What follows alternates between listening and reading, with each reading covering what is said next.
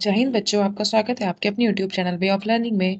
तो आज हम देखेंगे क्लास 6 की एसएसटी का 13th चैप्टर, जो कि एनसीईआरटी का न्यू बुक है। चैप्टर का नाम है कार्य का महत्व। इसमें हम क्वेश्चन आंसर्स देखेंगे। वीडियो को एंड तक देखना और जो भी आपको डाउट हो कमेंट करके पूछ सकते हो। तो वो देखते हैं। फर्स्ट क्वेश्चन,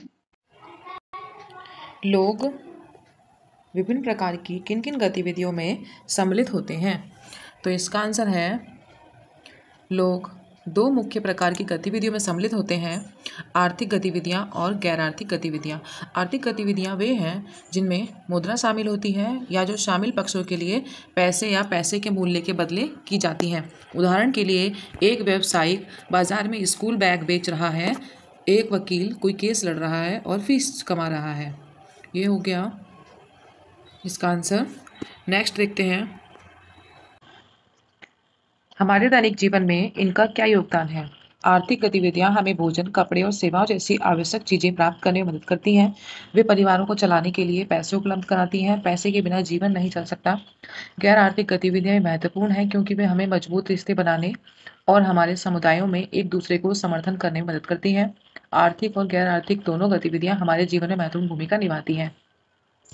ये कंप्लीट हो गया इसका आंसर। अनु और कबीर की कहानी में भिन्न भिन्न पात्र कौन कौन से कार्य कर रहे हैं, नीचे दी गई तालिका में लिखिए। तो इसमें हम तालिका में लिखेंगे कहानी के पात्र और वे कौन कौन से कार्य करते हैं। तो अनु की माँ करती है, वह अपने पति की मदद करती है और घर की देखभाल करती है और समुदाय की महिलाओं को बुनाई सिखाती है। और फिर है कबीर के दादा। कबीर के दादा आस पड़ोस के बच्चों को पढ़ाने के लिए स्वयं सेवा करते हैं। और फिर है गीता आंटी। गीता आंटी वायुसेना में पायलट के रूप में कार्यरत हैं। फिर है रोहन। रोहन एक सॉफ्टवेयर कंपनी में कार्य करता है तथा छात्रों को स्वेच्छा से कंप्यूटर कौशल सिखाता है। अनु के पिता कपड़े की दुकान चलाते हैं। ये इसमें हो जाएगा आंसर। नेक्स्ट है, पृष्ठ 185 पर दी गई तालिका में क्या आपने तीसरा रिक्त स्तंभ देखा? इस स्तंभ में आर्थिक या गैर आर्थिक गतिविधि को अंकित कीजिए। अब इन्हीं गतिविधि के प्रकार के अनुसार भी वर्गीकृत कीजिए। तो आपको इसमें अनु की माँ की जो गतिविधि है वो आर्थिक भी हो सकती है और गैर आर्थिक भी हो सकती है। कबीर के दादा की गतिविधि गैर आर्थिक है और गीता आंटी की गतिविधि आर्थिक है। रोहन की गतिविधि आर्थिक और गैर आर्थिक दोनों है और अनु के पिता आर्थिक गतिविधि में शामिल हैं। ये इसका आंसर है। कबीर के दादाजी आसपास के बच्चों को स्वैच्छिक रूप से निःशुल्क पढ़ाते हैं। यह आर्थिक गतिविधि है या गैर आर्थिक गतिविधि? यह गतिविधि आपके अध्यापक द्वारा विद्यालय में पढ़ाए जाने से किस प्रकार भिन्न है? अपने सहपाठियों के साथ चर्चा कीजिए। तो कबीर के दादाजी बच्चों को निःशुल्क पढ़ाते हैं। यह एक गैर आर्थिक गतिविधि है क्योंकि इसके लिए उन्हें कोई भुगतान नहीं मिलता। यह अध्यापकों से अलग है क्योंकि वे हमें स्कूल में अपनी नौकरी के रूप में पढ़ाते हैं और इसके लिए उन्हें भुगतान मिलता है। यह एक आर्थिक गतिविधि है। शिक्षक एक पेशे के रूप में शिक्षा प्रदान करते हैं और वेतन लेते हैं, जबकि कबीर के दादाजी दयालुता के कारण निःशुल्क बच्चों को पढ़ाते हैं। ये इसका आंसर है। नेक्स्ट है, इसमें आप और आपके परिवार के लिए कौन सी गैर आर्थिक गतिविधियाँ महत्वपूर्ण हैं? ये क्यों बहुमूल्य हैं? कुछ गैर आर्थिक गतिविधियाँ जो मेरे परिवार के लिए महत्वपूर्ण हैं, उसमें एक साथ मिलकर खाना पकाना, एक दूसरे के गृह कार्यों में मदद करना, युवाओं द्वारा दादा दादी की देखभाल करना, परिवार के सदस्यों द्वारा घर के नवीनीकरण में सहायता करना, घर की सफाई आदि। ये गतिविधियाँ मूल्यवान हैं क्योंकि वे हमारे पारिवारिक बंधन को मजबूत करती हैं, भावनात्मक योगदान देती हैं और सुखद यादें बनाती हैं। प्यार तथा समर्थन सिखाती हैं, जो एक किसी को खुशी के लिए वास्तव में महत्वपूर्ण है। ये इसका आंसर है। क्या आप अपने घर से विद्यालय जाने के मार्ग में लोगों द्वारा की जाने वाली विभिन्न प्रकार की आर्थिक गतिविधियों का स्मरण कर सकते हैं? आपके विचार से इन लोगों को किस प्रकार का भुगतान किया जाता है? स्कूल जाते समय मैंने लोगों को दुकान में काम करते, फल तथा सब्जियां बेचते और बस चलाते देखा है। दुकानदार सामान बेचकर पैसे कमाते हैं। दुकान के कर्मचारियों को महीने में एक बार वेतन मिलता है। विक्रेता को उसके द्वारा बेचे गए फल और सब्जियों के लिए पैसे मिलते हैं और बस ड्राइवर को बस चलाने के लिए बदले दिहाड़ी मिलती है। आपके विचार से जो गतिविधियां या व्यवसाय मौद्रिक मूल्य का सृजन करते हैं, उनके सामने सही का निशान लगाइए।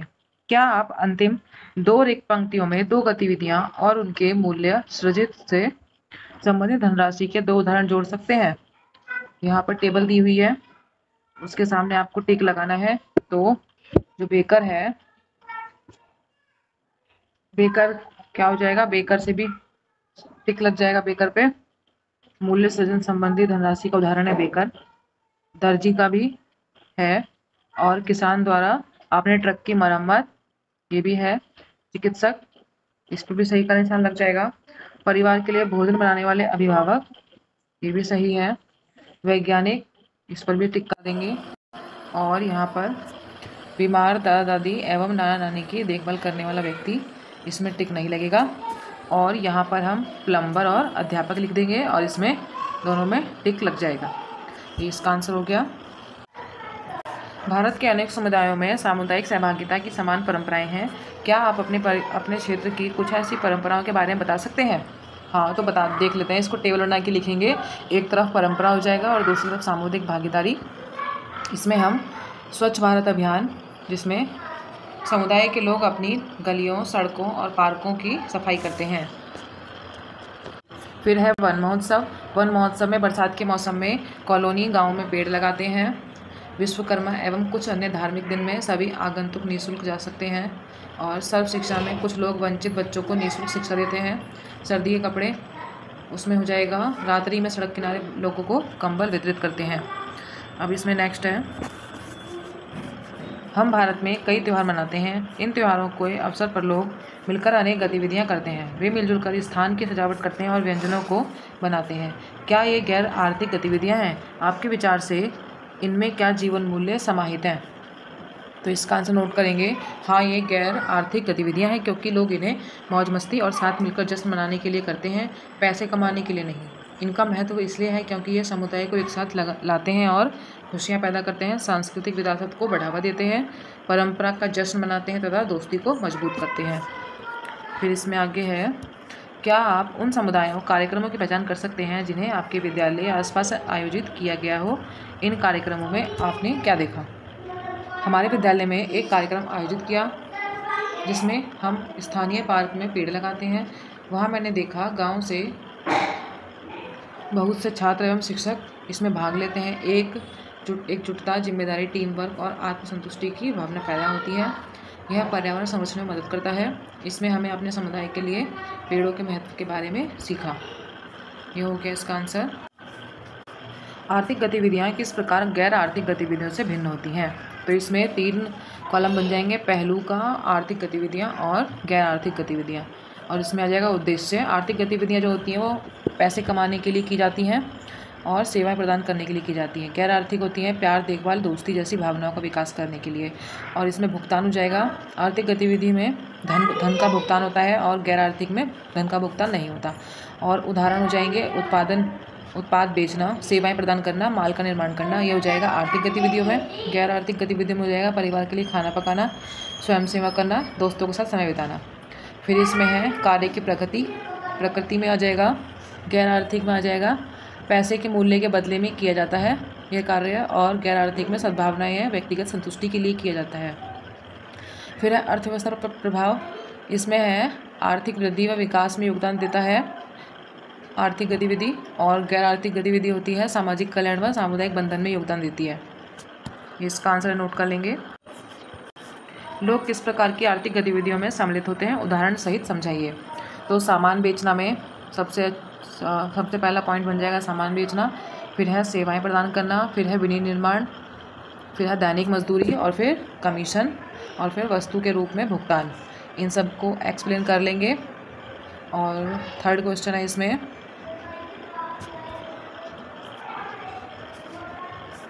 सामुदायिक सेवा गतिविधियों में लगे लोग अत्यधिक सम्माननीय हैं। इस कथन पर टिप्पणी कीजिए। सामुदायिक सेवा में शामिल लोग ज़रूरतमंदों की मदद करते हैं। उदाहरण के लिए भोजन बैंक के स्वयंसेवक ज़रूरतमंद परिवारों को भोजन वितरित करने में मदद करते हैं।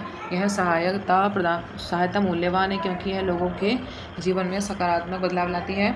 सामुदायिक सेवा लोगों को एक साथ लाती है। जब लोग किसी पार्क की सफाई या चैरिटी कार्यक्रम आयोजित करने जैसे प्रोजेक्ट पर काम एक साथ करते हैं तो दोस्ताने रिश्ते बन जाते हैं, जिससे सामुदायिक बंधन मजबूत होता है।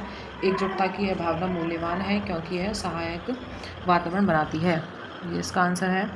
फोर्थ देखते हैं इसमें, विभिन्न आर्थिक गतिविधियों के लिए लोगों को किस किस प्रकार से पारिश्रमिक दिया जाता है? उदाहरण दीजिए। इसमें विभिन्न आर्थिक गतिविधियों के लिए लोगों को विभिन्न प्रकार से पारिश्रमिक दिया जाता है, जैसे वेतन, कई लोगों को अपने काम के बदले एक निश्चित राशि मिलती है। आमतौर पर महीने में एक बार अपने काम के लिए नियमित रूप से पैसे मिलते हैं। ठीक है, फिर इसमें मजदूरी का है। कुछ कर्मचारियों को उनके काम किए गए घंटों के आधार पर भुगतान किया जाता है। उदाहरण के लिए किसी समारोह में काम करने वाले वेटर को प्रति घंटे काम करने के हिसाब से पैसे मिलते हैं।